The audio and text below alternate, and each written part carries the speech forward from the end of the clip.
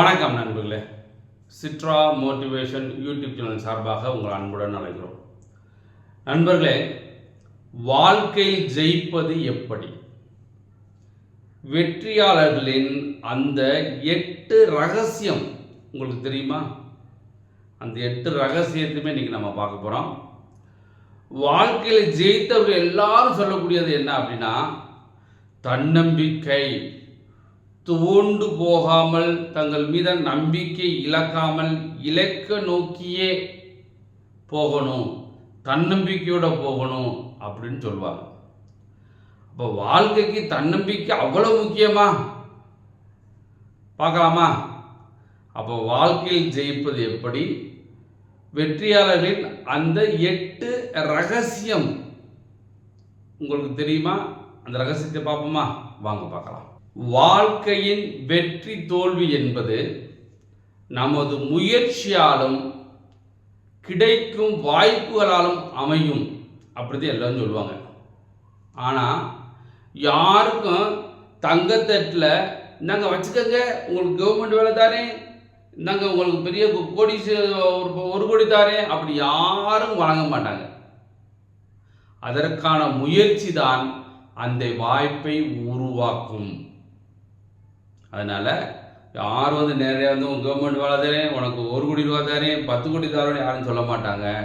உங்களுக்கு முயற்சி இருந்தால் தான் உங்களால் ஜெயிக்க முடியும். போராடி கிடைத்த வாய்ப்பை விட அதை எப்படி பயன்படுத்த போகிறோம், இந்த திட்டம் தான் நம்மளை உயர்த்தும். அதற்கு என்ன வேணும்? நிறைய தன்னம்பிக்கை வேணும், தைரியம் வேணும். கண்டிப்பாக 2 இருக்கணும். கண்டிப்பாக எந்த அடி விழுந்தாலும், நம்மளுக்கு எவ்வளோதே தோல்வி வந்தாலும் தோண்டு விடாமல் மீண்டும் எழுந்து நடந்து வர தன்னம்பிக்கையே நம்மளுக்கு தேவை. அப்படிப்பட்ட தன்னம்பிக்கை நிறைந்த நபர்கள் தங்கள் வாழ்க்கையில் கடைபிடிக்கும் 8 வழக்கமான பழக்கம் என்ன? ஒருத்தர் ஜெயிக்கிறான் அப்படின்னு சொன்னால் அவன் 8 பழக்கங்கள், வழக்கமாக செய்யக்கூடிய பழக்கம் இருக்குமா? அந்த 8 பழக்கம் உங்களுக்கு இருந்துச்சுன்னா கண்டிப்பாக உங்களால் ஜெயிக்க முடியும் சொல்கிறார்கள். அந்த 8 பழக்கத்தையுமே ஒவ்வொன்றா பார்க்கலாமா? வாங்க பார்ப்போம். வழக்கமான முதல் பழக்கம் என்னன்னா வாசிப்பு. படிப்பு என்றால் வெறும் பள்ளி கல்லூரிக்கு போய் டிகிரி வாங்குகிறோம், 12th படிக்கிறோம், அது மட்டும் படிப்பு கிடையாது. அதை தாண்டி தன்னைத்தானே அறிந்து கொள்வதற்கான, தங்களின் மூளையை வளர்த்து கொள்வதற்காக வாசிப்பு ரொம்ப முக்கியம். நிறைய பேர் சொல்கிறாங்க படிக்கணும் அப்படின்னு சொல்கிறாங்க, ஸ்கூலில் படிக்கிறாங்க, காலேஜ் படிக்கிறாங்க, முடிஞ்சு அப்படிலாம் போகக்கூடாது. நீ எவ்வளோதான் காலேஜில் பெரிய ஆள் நல்லா டிஸ்டிங்க்டன் வாங்கிட்டேன் அப்படின்னு சொல்லியிருந்தாலும் வாசிப்பு பழக்கத்தை உங்களை இன்க்ரீஸ் பண்ணிக்கிட்டே இருக்கணும், பல புக்கு படிக்கணும் அப்படின்னு சொல்கிறாங்க. புதிய விஷயங்களை கற்றுக்கொள்ளும் ஆர்வம் கண்டிப்பாக இருக்கணும். நம்மளுக்கு எல்லாமே தெரியும் அப்படின்னு இருக்கக்கூடாது. அது தங்கள் துறை சார்ந்ததாக இருந்தாலும் இல்லாவிட்டாலும் நீங்கள் நிறைய தெரிஞ்சுக்கணும் ஒரு ஆர்வம் கண்டிப்பாக இருக்கணும் அப்படின்னு சொல்கிறாங்க.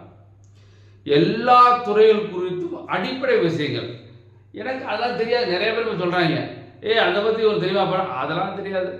அந்த ஒலிம்பிக் பற்றி தெரியுமா, அது எனக்கு ஸ்போர்ட்ஸ் பக்கம் போக மாட்டேன்.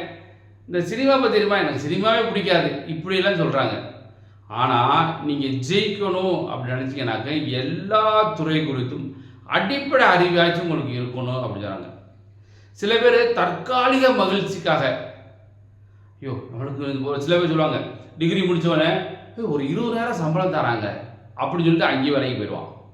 அப்படி போகாமல் நான் கவர்மெண்ட் வேலை தான் வாங்கணும், நான் எஸ்எஸ்சியில் இன்கம் டேக்ஸ் சென்ட்ரல் எக்ஸைஸ் போகணும், இல்லை ரயில்வேல போகணும், பேங்க்கில் போகணும் அப்படின்னு சொல்லி ஒரு கோல் இருக்கணும். ஆனால் அவன் டிகிரி முடிச்சுட்டு நிறைய பேர் என்ன பண்ணுறாங்க, ஒரு 20 ரூபாய் வேலைக்கு போயிடறாங்க. அதனால் தற்காலிக மகிழ்ச்சிக்கு மயங்கி விடாமல் இலக்கை நோக்கி சோர்ந்து போகாமல் பயணிக்க இது உதவும். எது உதவும்? வாசிப்பு உதவும். இது உங்கள் பயணத்திற்கான அர்த்தத்தை உங்களுக்கு உணரச் செய்யும். எது? இந்த வாசிப்பு பழக்கம். அதனால் வாசிப்பு பழக்கம் கண்டிப்பாக இருக்கணும். ஜெயிச்சவங்களுக்கு முதல் பழக்கமாக வாசிப்பு பழக்கம் கண்டிப்பாக இருக்கணும் அப்படின்னு சொல்கிறாங்க. ரெண்டாவது என்ன அப்படின்னா பழக்க வழக்கத்தில் இரண்டாவது பழக்க வழக்கம் ஆரோக்கியம். சில பேர் என்ன செய்வானாக்க, நிறையா சினிமா படத்தில் பார்ப்பாங்க, எப்போ பார்த்தாலும் அவன் வந்து உழைச்சிக்கிட்டே இருப்பான் அப்படிலாம் பார்ப்பாங்க. அப்படிலாம் கிடையாது. ஒருத்தர் ஜெயிக்கணும் அப்படின்னு சொன்னால் மனசு ஸ்ட்ராங்காக இருக்கணும், உடம்பும் ஸ்ட்ராங்காக இருக்கணும். உடம்பும் நல்லா பலமுள்ள உடம்பாக இருக்கணும். வெற்றியாளர்கள் பல பேர் தங்கள் உடல் நலத்தை பெரிதும் முக்கியமாக கருதுவாங்க. ஜெயித்தவங்கெல்லாம் நான் படிக்கணும் அப்படின்னு சொல்லி 24 hours படிச்சுருக்கணும் அப்படின்னு கிடையாது. படிக்கணும், அதே நேரத்தில் தன்னுடைய உடம்பையும் பராமரிக்கணும். நான் உடம்பு ஸ்ட்ராங்காக இருந்தால் தான் நம்மளுடைய மனசு ஸ்ட்ராங்காக இருக்கும். அதனால் உடல்நலத்தை கண்டிப்பாக பாதுகாக்கணும். உங்கள் உடலும் மனமும் ஆரோக்கியமாக இருந்தால்தான் உடல் ரீதியாகவும் மன ரீதியாகவும் சோர்ந்து போகாமல் இருக்கலாம். அப்போ தான் நம்ம இலக்கை நோக்கி உடம்பு ஸ்ட்ராங்காக இருக்கணும், மனசு ஸ்ட்ராங்காக இருக்கலாம், நம்ம இலக்கை நோக்கி அழகாக பயணிக்க முடியும். அதனால் என்ன செய்யலாம், அன்றாடம் உடல் பயிற்சி செய்யலாம், யோகா பண்ணலாம், அப்புறம் நடக்கலாம், இல்லை ஓடலாம், நல்ல ஊட்டச்சத்து உணவுகள் சாப்பிடணும் அப்படின்னு சொல்கிறாங்க. இந்த மாதிரி பழக்க வழக்கத்தை வச்சுக்கிட்டீங்க அப்படின்னா உங்கள் உடல் ஆரோக்கியம் நல்லா இருந்தால் தான் உங்களுடைய மனசு ஆரோக்கியமும் நல்லா இருக்கும். அதனால வெற்றி பெறலாம் அப்படின்னு சொல்கிறாங்க. இப்போ இருக்க பையன் என்ன செய்கிறாங்கன்னாங்க, நல்லா காலையில் உடனே ஏர்லாம் எதிரி கிடையாது. சனி ஞாயிறு அப்படின்னா 10 மணிக்கு எந்திரிக்கிறது, 11 மணிக்கு எந்திரிக்கிறது, அப்படிலாம் எந்திரிக்கக்கூடாது. அப்போ காலையில் எந்திரிச்சு ஒரு அரை மணி நேரம் இல்லை 1 மணி நேரம் ஆச்சும் எக்ஸசைஸ் பண்ணால் கண்டிப்பாக உங்கள் உடல் பலமும் நல்லா இருக்கும், மனபலமும் நல்லா இருக்கும். அதனால் வெற்றி பெறலாம். அதனால் இரண்டாவது பழக்க வழக்கம் என்ன ஆகுனாங்க, உங்கள் உடலை அதாவது ஆரோக்கியமாக வைத்துக்கொள்வது வெற்றியாளர்களுடைய இரண்டாவது முக்கிய பழக்க வழக்கங்கள். மூணாவது பழக்க வழக்கங்கள் கூர்ந்து கவனிப்பவர்கள். யார் கூர்ந்து கவனிக்கிறாங்களோ அவங்களுக்கு கண்டிப்பாக வெற்றி பெற முடியும்.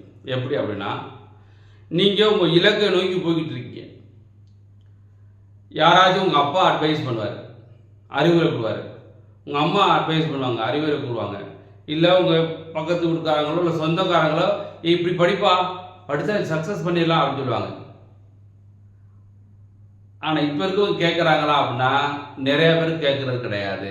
ஆனால் வெற்றியாளர்கள் என்ன செய்வாங்க அப்படின்னா இந்த அட்வைஸை கூர்ந்து கவனிப்பாங்களாம், நிராகரிக்க மாட்டாங்களாம். அவங்க சொல்கிறத பூரா காது கொடுத்து கேட்டுருவாங்க. கேட்டுட்டு அதில் ஏதாச்சும் நம்மளுக்கு ஒன்று பயன்படும் அப்படின்னு நினைக்கிறவங்க தான் வெற்றி பெற முடியும் அப்படின்னு சொல்கிறாங்க. அதனால் கூர்ந்து கவனிங்க. தனக்கு எல்லாம் தெரியும் நினச்சிக்கிட்டு தங்களுக்கு ஏதோ அறிவுரை தேவைப்படும் போது அவங்க சும்மா இருக்க மாட்டாங்களாம்.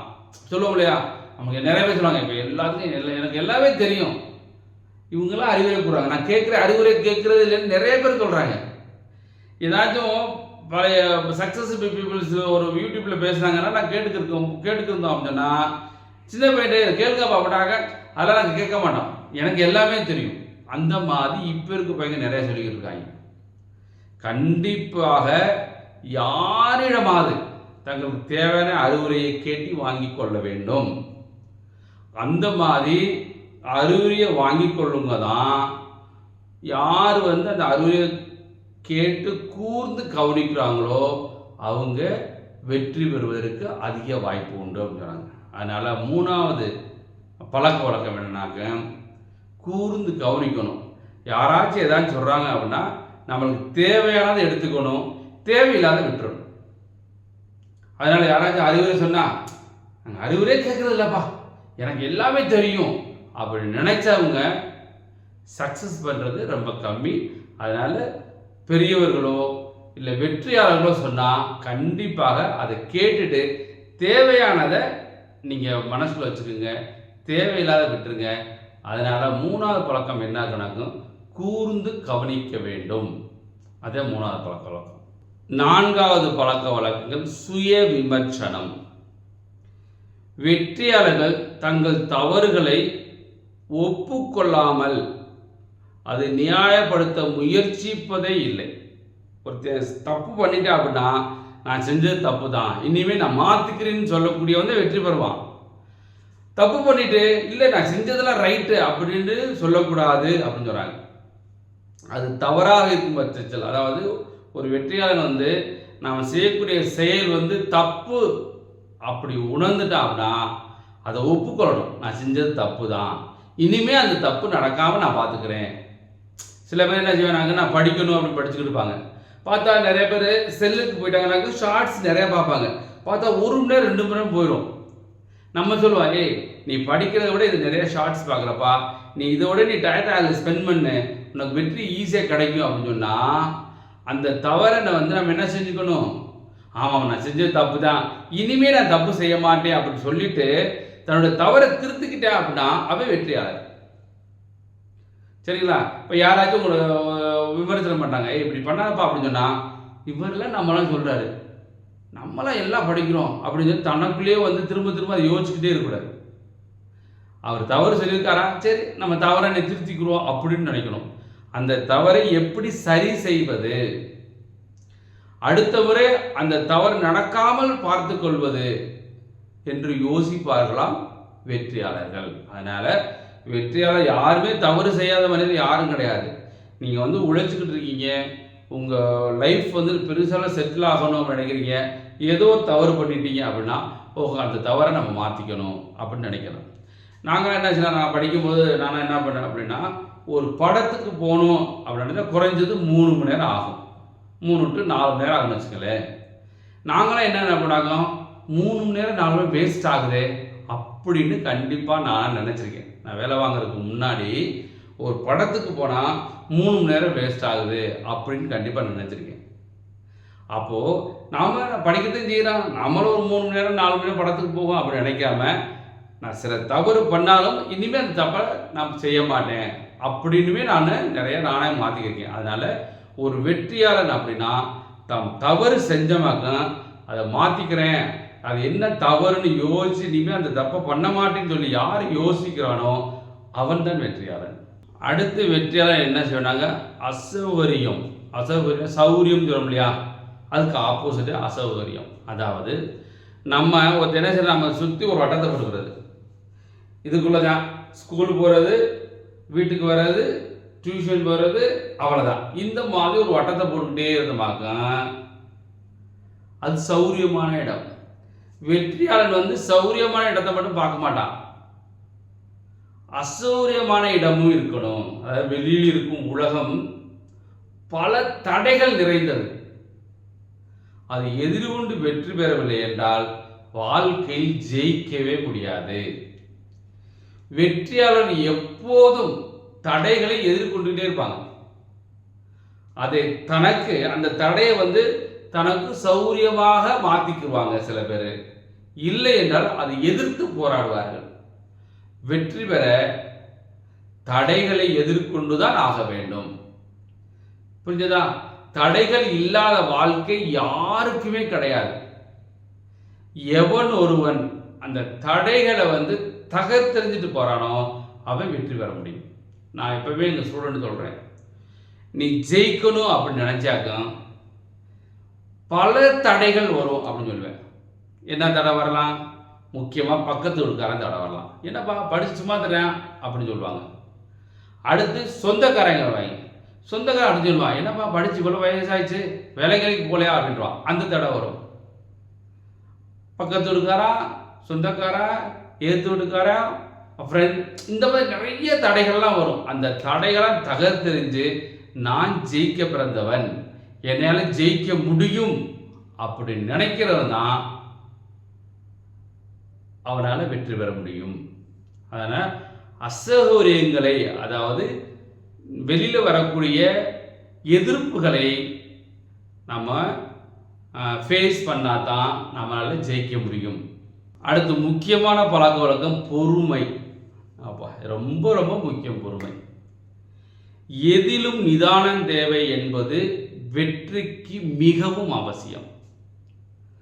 வெற்றியாளர்கள் தங்கள் முடிவை பற்றி கவலைப்பட்டதே கிடையாது. அப்பெல்லாம் சொல்ல முடியாது. இன்றைக்கான பயணம் வெற்றியோ தோல்வியோ என்று முதலிலேயே கணித்து அதை நினைத்து வருந்தி கொண்டிருப்பதில்லை. அப்படிலாம் சொல்லுவாங்க.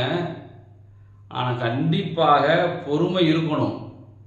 ஆனால் வெற்றியை எதிர்பார்த்துக்கிட்டே இருப்போம். கண்டிப்பாக நானாக வேலை வாங்குறதுக்கு முன்னாடி ஒரு கவர்மெண்ட் எக்ஸாம்ஸ் நிறைய எக்ஸாம் எழுதிக்கிருந்தேன். எனக்கு இருக்கும் சில இதில் இன்டர்வியூ வரைக்கும் போகும் கிடைக்காது. சரி, இந்த எக்ஸாம்ஸும் கிடச்சிரும் அப்படின்னு நினச்சிட்டு நான் என்ன செய்வேனாக்கா, ஒரு ஆர்வமாக இருப்பேன். ஒரு மார்க்கில் போயிடும். ஐயோ, அதோட சொல்லமா துன்பம் அவ்வளோ துன்பமாக இருக்கும். அது சொல்லவே முடியாது வச்சுங்களேன். நம்ம சொல்கிறோம் பொறுமையாக இருக்கணும்னு சொல்கிறோம். பொறுமை கண்டிப்பாக எனக்கு இருந்தது. நான் பொறுமை இல்லாமல் நீ எங்கேயோ ப்ரைவேட் வேலைக்கு நான் போயிருக்கணும். பொறுமை இருந்ததுனால தான் என்னால் ரயில்வேலையும் வேலை வாங்க முடிஞ்சு, எஸ்எஸ்லையும் வேலை வாங்க முடிஞ்சு. புரிஞ்சதா? பொறுமை நினைச்சிங்களே அவ்வளோதான். அதில் ரொம்ப முக்கியம் என்னன்னாக்க, நிறைய தடைகள் வரும். எப்போ நம்ம சம்பாதிக்காமல் ஒரு டிகிரி முடிச்சுட்டு 1 வருஷம் 2 வருஷம் 3 வருஷம் 4 வருஷம் இந்த மாதிரி இருந்தமாக்கா, அடடா, அதுக்கு குடும்பத்திலேருந்து எதிர்ப்பு நிறையா வரும். என்ன படிச்சுமா தரான், எப்படி குடும்பம் நடத்துறது அப்படின்னு சொல்லி குடும்பத்திலேருந்தே உங்களுக்கு நிறைய எதிர்ப்பு வரும். இப்போ நிறையா பேரண்ட்ஸ் நீங்கள் நல்ல வழியாக போகணுன்னு சொல்கிறாங்க.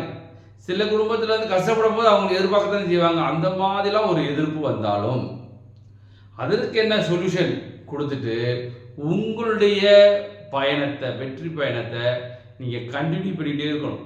தொடர்ந்துக்கிட்டே இருந்தால் கண்டிப்பாக வெற்றி நிச்சயம். நீங்கள் உங்கள் முழு உழைப்பையும் செலுத்தும் போது கண்டிப்பாக நீங்கள் எதிர்பார்க்குற மாதிரி, இப்போ 100% எதிர்பார்க்குறீங்க, 50% அதில் பலன் உண்டு. கண்டிப்பாக இருக்கும். நிறைய பேர் சொல்கிறாங்க நான் தோத்துட்டேன் அப்படின்னு சொல்லுவாங்க. சரிப்பா, 100 மார்க்குன்னு வச்சுக்கங்களேன். 100 மார்க்கு நீ எவ்வளோ மார்க் வாங்கி தோத்த? 75 மார்க் வாங்கணுன்னு வேலை கிடச்சிருச்சு. ரைட்டு, நீ எவ்வளோ மார்க் வாங்கின? 74 மார்க் வாங்கினேன். கர்றா, அடுத்த தடவை உனக்கு வேலை கிடைக்கும் அப்படின்னு சொல்லலாம். 75 மார்க்கு வேலை வாங்குறதுக்கு நீ வாங்கினது 25 மார்க்கு, 25க்கு 75க்கு டிஃப்ரென்ஸ் பாருங்கள். 50 மார்க் டிஃப்ரென்ஸ். அப்படின்னா என்ன மீனிங்? நீ படிப்பு பத்தாது. அப்போதான் சொல்லுவாங்க, என்னுடைய ஸ்டூடெண்ட்ஸு ஜெயிக்கணும், ஆனால் ஜெயிக்கிறதுக்கு முன்னாடி நல்லா தோக்கணும் அப்படின்னு நான் சொல்லுவேன். நல்லா தோக்கணும்னா என்ன மீனிங்? 75 மார்க் வாங்கினானாக்க 74 மார்க் வாங்கினா 74.5 மார்க்னா நல்லா தோக்குறான்னு அர்த்தம். அதை விட்டுவிட்டு நான் 10 மார்க் வாங்கியிருக்கேன் நானும் தோத்தேன் அப்படின்னு சொன்னால் தப்பு. அதனால் நீ ஜெயிக்கணும். கண்டிப்பாக எல்லா ஸ்டூடெண்ட்டும் ஜெயிக்கணும். அதற்கு முன்பாக நீங்கள் நல்லா தோக்க வேண்டும் அப்படின்னு சொல்லுவேன். அது மாதிரி பொறுமை வாழ்க்கைக்கு ரொம்ப முக்கியம். சில பேர் என்னறாங்க, ஒரு 6 மாதம் படிக்கிறாங்க, 1 வருஷம் படிக்கிறாங்க, 1.5 வருஷம் படிக்கிறாங்க, 2 வருஷம் படிக்கிறாங்க. சில பேர் 1 வருஷத்துல வாங்கிடலாம், சில பேர் 6 மாதத்தில் வாங்குவான், சில பேர் 1.5 வருஷத்துல வாங்குவான், சில பேர் 2 வருஷம் வாங்குறான், சில பேர் 2 வருஷத்துக்கு முன்னாடி வாங்காம கூட இருப்பான். அப்போ அவன் என்ன நினைப்பான், 2 வருஷம் நான் படிச்சுட்டேன், எங்களாச்சும் ஒரு 25,000 30,000 வேலைக்கு போகிறேன். பொறுமை இருக்காது.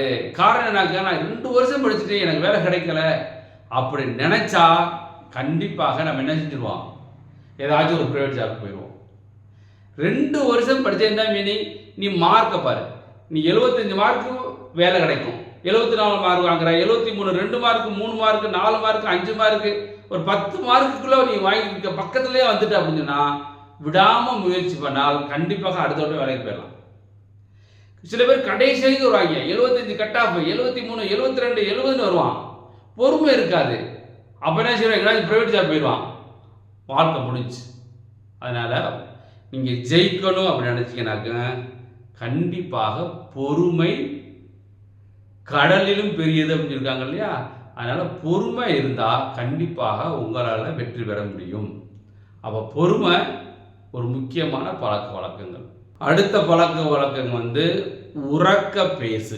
நீங்கள் வாழ்க்கையில் முன்னேறி வர வேண்டும் என்றால் உங்கள் தயக்கத்தை உடைத்து உங்கள் உடலுக்குள் இருக்கும் சத்தத்தை வெளிக்கொண்டு வரணும்.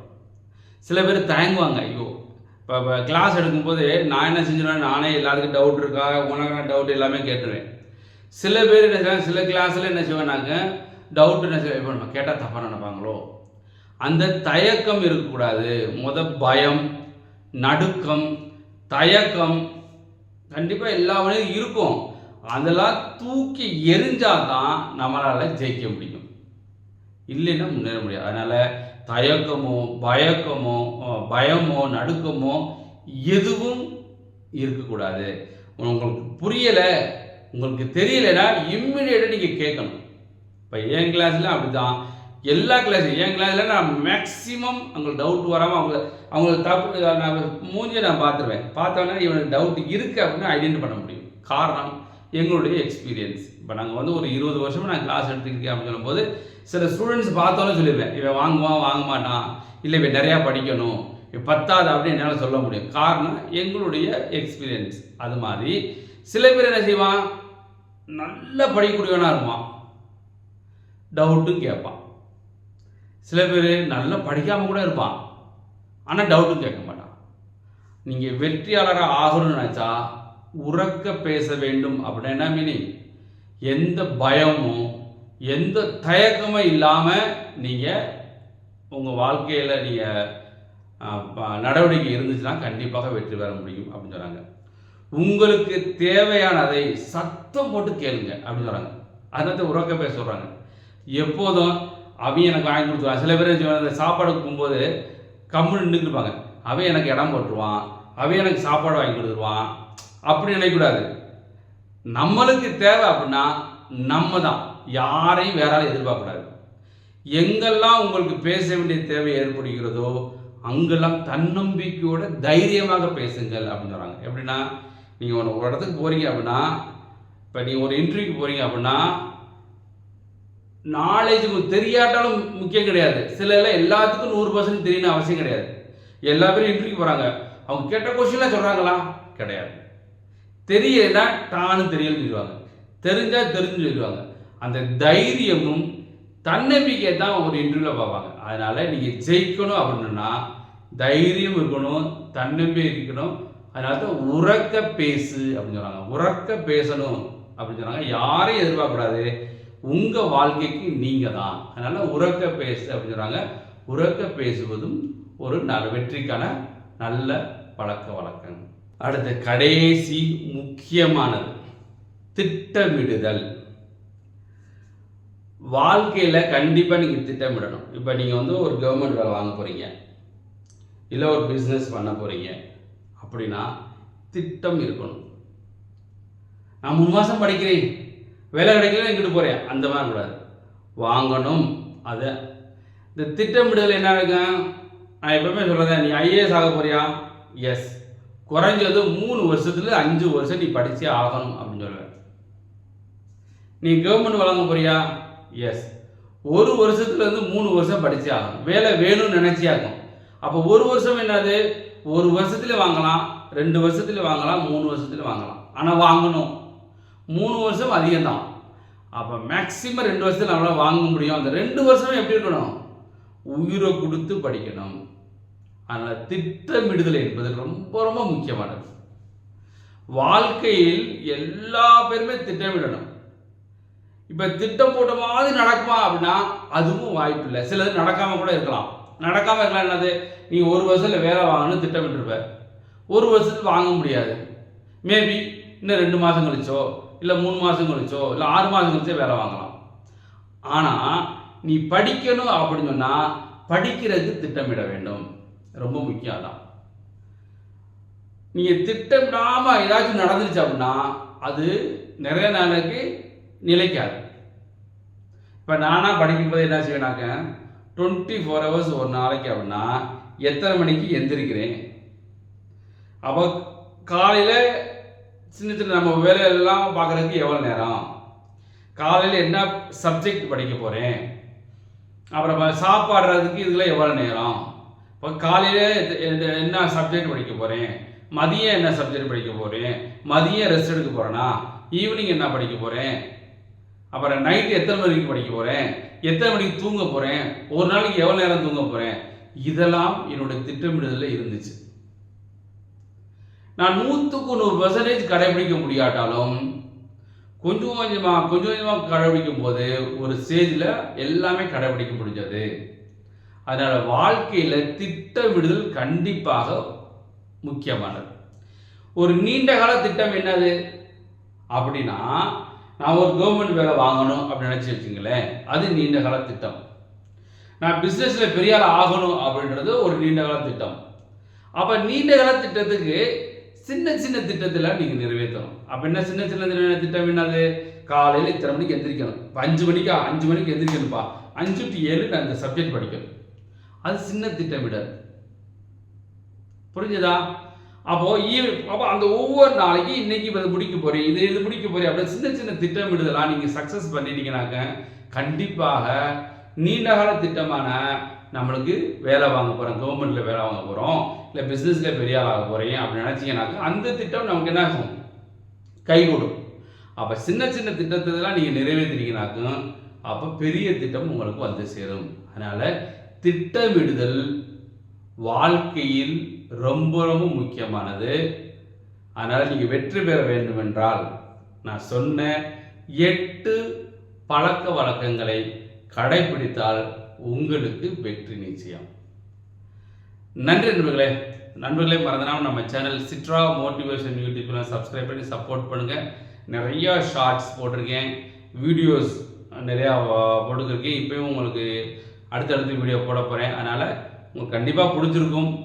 மறந்துடாமல் நம்ம சேனலை சப்ஸ்கிரைப் பண்ணுங்கள், பிடிச்சிருந்தால் லைக் பண்ணுங்கள், நிறைய பேருக்கு ஷேர் பண்ணுங்கள்.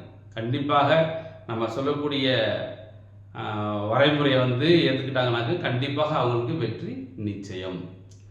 நன்றி நண்பர்களே, வெற்றி பெற வாழ்த்துகிறோம். நன்றி, வணக்கம், வெற்றி நிச்சயம். நன்றி.